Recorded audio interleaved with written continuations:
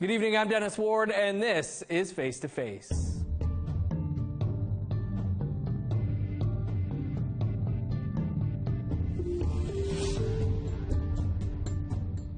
Our guest this week is musician and land defender Logan Staats. Staats was an award-winning artist and producer within Indigenous circles when he was selected to appear on The Launch, a reality-based music competition show, and winning the first ever competition. Staats, who is Mohawk from Six Nations of the Grand River Territory, was recently arrested while in Wet'suwet'en Territory, where he has joined the fight against the Coastal GasLink natural gas pipeline project. Logan, thanks so much for being with us this week.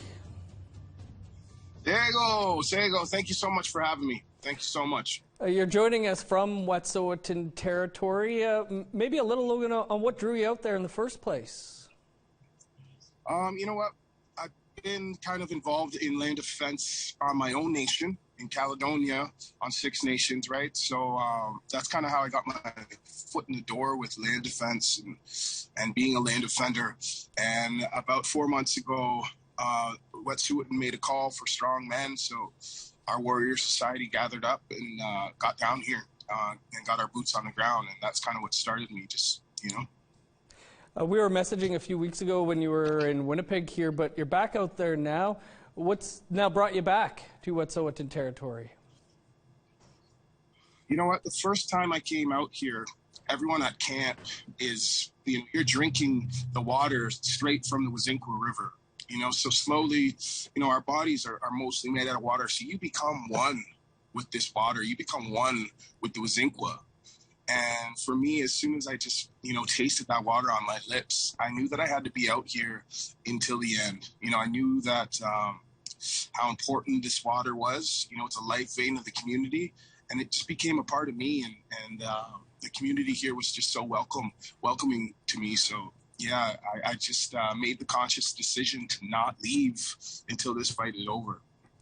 You were arrested on November 18th of last year, 2021. Can you kind of take us through that day?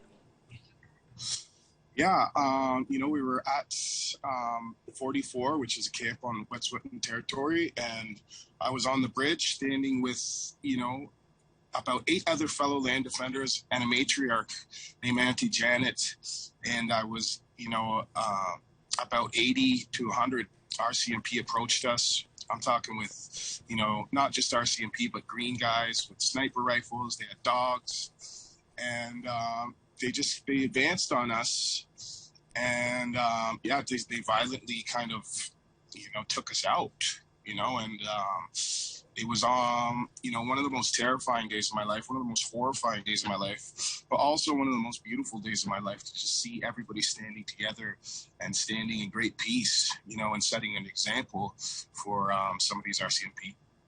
You've said your arrest was quite violent in itself. Can you tell us a bit about that? Yeah, so we were huddled around the matriarch, who's, you know, an elderly woman. You know, we were just all kind of hugging her. I was singing a traditional water song, and they kind of slowly picked everyone off. They picked my friend off first. And, you know, as land defenders, we never react violently. Our job is to protect, you know. So I just grabbed my friend and tried to pull him back into the circle, and then, boom, I feel myself get punched in the ear, and it kind of dazed me for a second. And then, you know, once I didn't fall, I had about, I think it's maybe 10 guys jump on top of me, and they had me by my braids. They were kind of mushing my face into the ground, and I had screamed to them, I'm like, I can't breathe. And then they proceeded to just, like, you know, put more weight on me. They had their knee right on my back, and they just kind of ignored my pleas for help. Yeah, and yeah, like I said, I was kind of in a daze, and it's kind of one of those things that still to this day is kind of hard for me to talk about. So I apologize. No problem. Understandable. Appreciate you relaying some of it for us. And so you spent, what, about 2 days in jail afterwards? Have you ever faced any charges? Well, right now we have court on Valentine's Day for breach of injunction. You know, how romantic is that? But yeah, So it's coming up, and I guess we'll see where it goes after court. What's it like on the ground there now? It's winter time, so a lot of our numbers are kind of, thinned out right now. And they're, as we speak, as we talk and do the Zoom right now, these machines are inching closer towards the Swazinko River, and you can see them kind of transporting all the different materials, for the pipeline into the drill pad. So, yeah, it's numbers are thin, and, I think people are a bit shaken from the last couple of raids, but we're out here, and we're not giving up. All the time that I was down in Standing Rock, there was always rumors, a police raid's going to be happening. They're coming now. Is this kind of, having been through this, and as have all the people there, is that always a constant worry that there's going to be another raid on the camps there? Yeah, it seems like every little victory we get, they retaliate with, just an excessive amount of police force, and it's really crazy to, for me to be there and to see how many police were there and how many guns were there, how many dogs were there. It was just like, there was 8 of us standing on that bridge, so it was just very excessive. So I think everyone's kind of always worried and always on the lookout for that to happen again, so it's definitely high stress around camp at all times. You say you're going to stay there till the end. What does that look like in your mind? I don't know. I don't know how long this fight's going to go on, but I know that I'm directly connected to the river and directly connected to Creator when I'm out here. And I know that no matter how long it takes, we'll be out here. We'll be out here. And I'm optimistic. I really am. I really, really believe that we are going to stop this pipeline, and so do my peers and fellow land defenders. And yeah. Logan, you've also released a new song, and we're going to talk about that and much more. We've just got to step aside for a quick break, and then we'll continue the conversation here on Face to Face with Logan Staats. Stay with us. But I keep searching till it starts burning, 'cause when it hurts, at least I know I'm learning. Don't forget me in the fire. Don't you let me lose the flame. So protect me from desire. I be lost in the field of the flame, of the flame, of the flame. I lost a high I can't explain. I wish I had seen it coming. Give me a part that I can tame. Wish I wasn't always wrong. Welcome back to Face to Face. Our guest this week is musician and land defender Logan Staats. And Logan, as we mentioned, you recently released a new single called Dead Man. Can you tell us about the song and what it means for you? Dead Man for me, well, first off, it's my first release since leaving Big Machine, which was like a major record deal, So I think the first part is just like kind of me redefining my sound and kind of getting away from the major music industry and having a little bit of a choice in regards of, the genre and the production of the record. And the song's kind of narrative, I'm a generational survivor of residential school. So it's just about me kind of reclaiming my culture, and going through that process and navigating my way through that process. And of course, when I'm singing "Give Me Back My Love," it's not necessarily about a partner or a relationship. It's a relationship for myself. It's the love for myself, the love for my culture and my community. The music video, which we'll see here, is filmed at the Mohawk Institute Residential School and at the Landback Lane site. Why were those locations that you wanted to include in the video? Well, first off, because it's part of my my family's history, and I also wanted to involve Land Back Lane because Land Back Lane has been an integral part of me just reclaiming my culture, finding purpose on the front line. I was able to, just find camaraderie and a place that I fit in my community outside of my music, so I really wanted to kind of show polar opposites, show one place that ripped and tore my culture away. And I also wanted to show another place that gave me pride in my culture, and Land Back, as crazy as the whole situation is, it did connect me to my community, and it did connect me to Six Nations. And it's a really powerful video. At the end, there's a photo of Christine Staats, who attended the Mohawk Institute. Did you want to talk about her? Yeah.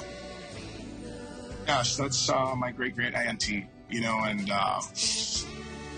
she attended the school, and a lot of my family didn't really talk about it. They didn't really talk about their experiences there, so I kind of had to go and relearn, just what she went through, and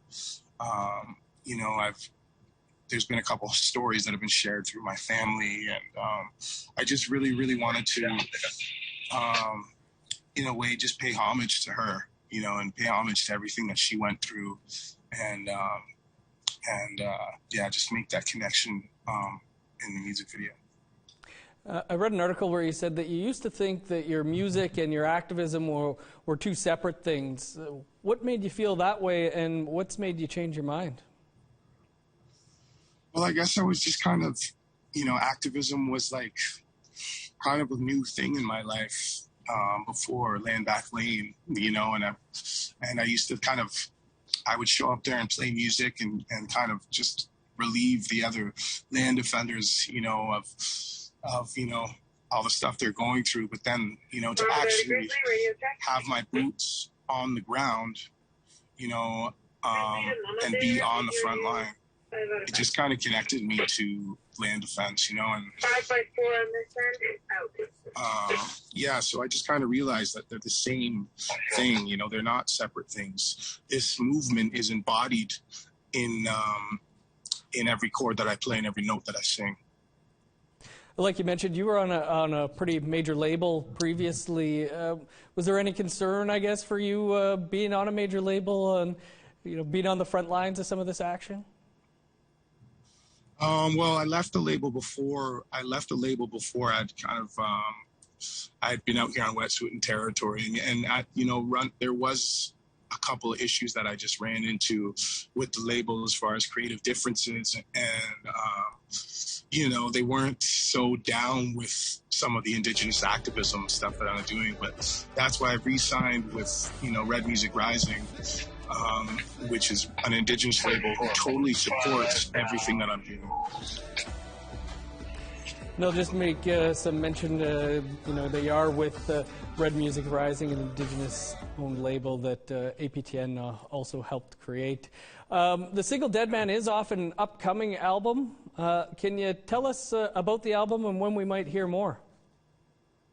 Yeah, the album is called A Light in the Attic, and like way up in the top floor of a house, an attic, but it's actually a play on words, and it's a light in the attic, because for a long time I struggled with addiction and different vices, throughout my music industry and my navigating my way, up the musical staircase. I struggled, and A Light in the Attic is just about finding my light again, and finding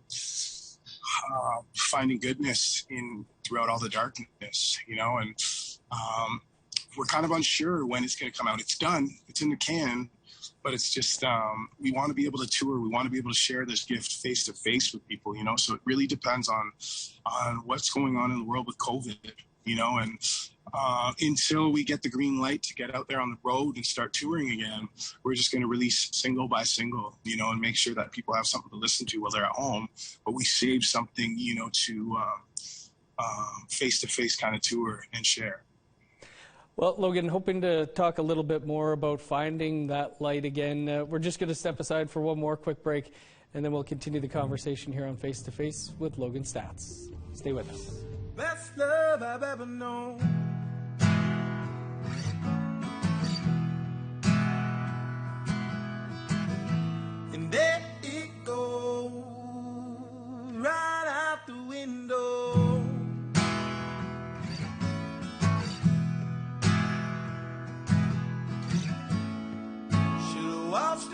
my sin and done an honest way.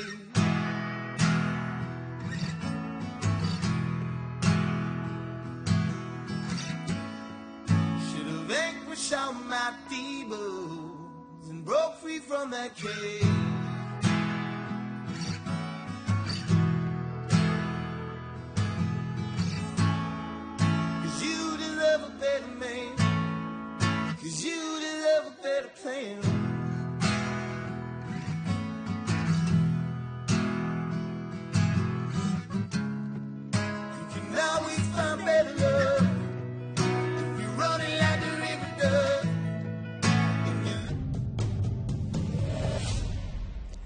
Welcome back to Face to Face. Our guest this week is musician and land defender Logan Staats.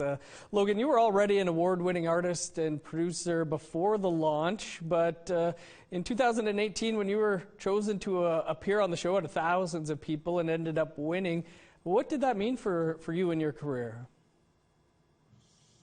You know, it kind of took my career to the next level, and it put me, you know, I was making noise across Indian country and getting lots of awards, you know, inside the Indigenous music industry, but it really helped me kind of climb that platform and get out of just that bubble. You know, it kind of helped me to get recognized on a national platform, you know, and that part of the launch was really, really a positive part of, you know, being on the show. You know, it came with some difficulty and some challenges, but it did get me in front of a lot of people, and it did give me a platform to kind of share my story, share my message, and, you know, share some issues that we're facing as Indigenous people. You know, a big show, no doubt, a million people or something watched that. What did it mean taking you to LA and to Nashville for a guy who, you know, was from Brantford, Six Nations, going into this massive machine of an industry?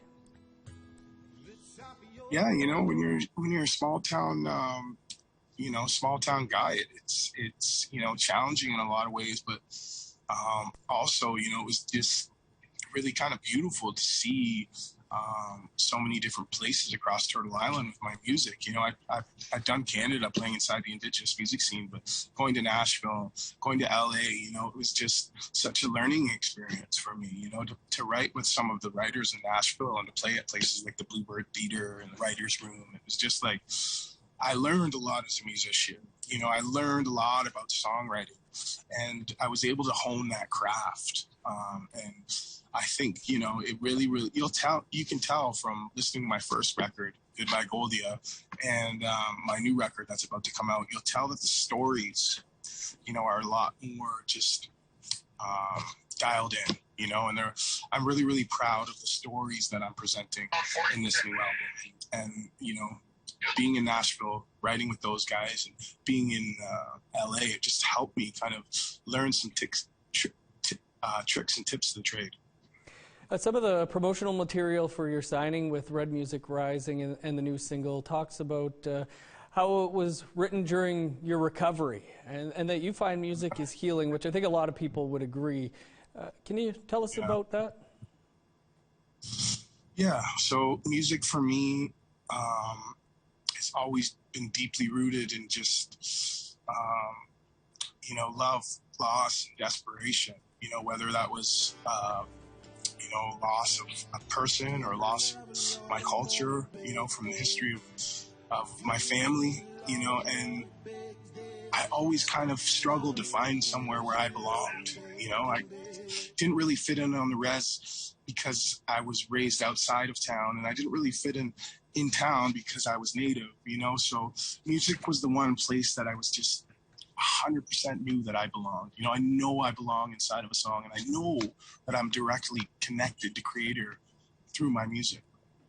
I think a lot of people probably connect with that message there. You know, aside from obviously your new album's on hold, but what has this pandemic meant for your career, not being able to perform? Yeah, you know, that face-to-face connection, that exchange of energy, you know, it's been really tough to kind of navigate my way through that, you know, but it's also left me a lot of time to really write, and to really, really hone this record, you know, and to make sure that every sound, every chord, every note that I'm singing on this record is exactly where I want it to be. You know, so it gave me a little bit of extra time to kind of work out the kinks of the record and just make sure, you know, it sounds how I want it to sound, and then I have the collaborations on it that I have. So it's been tough, but also, you know, made things a little bit easier as far as deadlines and time. As awful as this pandemic has been, some people talk about the pause that it has given them. Has this given you the opportunity to take a pause and to return to the land? Yeah, you know, I'm not touring right now. You know, normally I'm flying around, living out of a suitcase in hotel rooms, you know, but this has freed up a lot of time for me to be out here on the land. This has freed up a lot of time for me to be on the front lines and contributing to this fight that we are all fighting. You know, everyone has their gift from creator right now, whether it's a journalist like yourself, whether it's a musician, a painter, a poet, you know, everyone has their gift. And I just strongly believe that everyone has to direct the energy from their gift towards this fight right now. Great words there, Logan. A good place to leave it because we want to leave some time to play the new single here as well. So appreciate you taking some time for us here this week, and stay safe out there. Thank you so much, man. Thank you. And that is all the time we have for this week. You can catch up on any episodes you may have missed by visiting our website, aptnnews.ca. And this episode and all our past episodes are also available as podcasts. You can find those at aptnnews.ca/face-to-face podcast. I'm Dennis Ward. Thanks so much for being with us this week. Have a great night. We'll see you back here next week. Here's some of Logan's new single, Dead Man.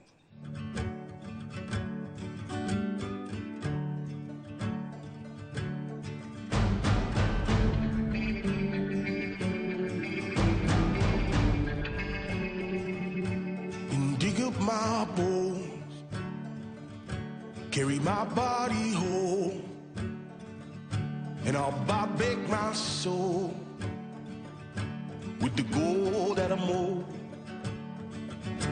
'Cause I'd be the dead man, just walking away, just walking away. 'Cause I'd be the dead man, just walking away, just walking away.